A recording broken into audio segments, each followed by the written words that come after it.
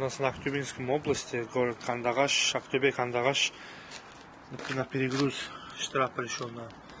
Вот он у нас под пломбой, вот. Тоже Қытайдан шыққан. Вообще İsa, 3 машина жаздық қой, мен жаздым, Равшан жазды, İsa жазды. Со İsa үшеуміз бір мезетте өттік қой, үшеуміз де Харгостан шығып Бакуға келдік та. Үшеумізге де келдік та штраф. Біз осы жаққа көліктік бақылау инспекциясына келіп қалдық. Жүк тасымалдаушылар таразылардың қате айыппұл салып, көптеген айыппұлдар салып жатқан туралы шағымданды.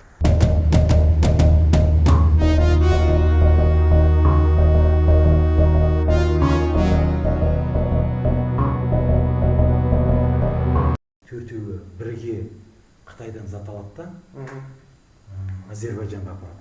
Қазақстаннан транзит арқылы өтеді. Жүк машинасы жан-жағынан троспен байланып, сосын пломбыланады. Барлық несі бар. Азербайжаннан барып, СВХ-да тұрған кезде видеоға түсіреді ме екен? Видеосы бар ма? 6 апрель. 2 апрель күні. Сіздің машинаңыз ба? Иә, мына төрт хаттаманың біреуінікі мына 804 деген. Сіздікі бұл да? Иә. Мына тростары тұр, мына пломбасы тұр, шешілмеген ақтыман. Көрдіңіз ғой, 17 километрдегі арка 50 тоннадан көрсетеді, сосын погрешенсі алып айтса 43 тонна дейді. Алайда сонымен осыны қарастыру кезінде Нұрлы жол деген жаңағы шекара бар ғой, Алматы жаңағы Қытайда. Соның мәліметін аламыз. Ол жақта жалпы салмақ 34,5 тонна. Жалпы салмақ. Жаңа 43,5 тонна деп тұр, енді Мерке, Жамбыл облысы 34,5, даже жаңа погреш сапсағанда 29,5 қол жүріп тұр Меркенікі. Бұл машина пломбыланған, дагруз-пагруз дегенді исключается.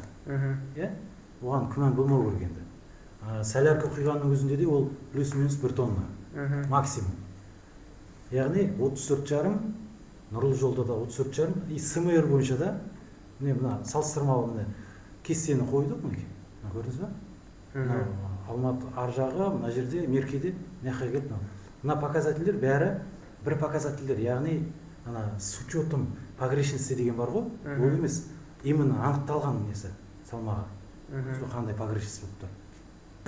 4 машинада дәл осындай идентичный жағдай болды. Мына мен бір мысалын ғана көрсетіп отырмын, бірақ ана 4 групповой өткен ғой. Бәрінің даже нелерінде де бірдей суреттерінде ше предписаниеде қасында адамдар жүр, мынадай немен тексеріп датчиктерді ма нәрсе. Обслуживающий компания келген. Оны возможно даже біреулер шағымданғаннан кейін келді. Несі болуы мүмкін енді. Мен басшының шешімі болады. Сондықтан ол арыздар қаралады, сосын басшы шешім шығарады. Жақсы, Жақсы, тамам.